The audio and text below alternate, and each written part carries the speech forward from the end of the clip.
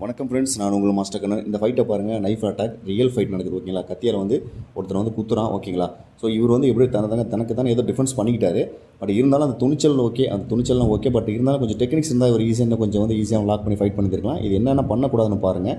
First ஓடக்கூடாது ஓகேங்களா. இது மாதிரி குத்தும்போது ஓடக்கூடாது, எப்படி குத்து விடுவோம். ரெண்டாவது பார்த்தீங்கன்னா தேக்கிக்கிட்டே ஓடக்கூடாது. இப்படி தேக்கிட்டே ஓடினாலும் கூட நம்ம குத்து விட தான் செய்யும் ஓகேங்களா.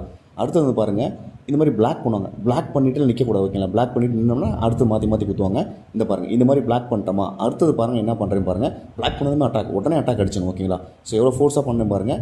சடனாக 2 அட்டாக் அடிச்சு, 2 பவர்ஃபுல் அட்டாக் தான். இப்போ பாருங்கள், எங்கிட்ட அட்டாக் பண்ண சொல்லிட்டேன் அவரை. ஸோ இந்த அட்டாக் பாருங்கள், எதிர்பாராத ஒரு அட்டாக் பண்ணியிருக்காரு.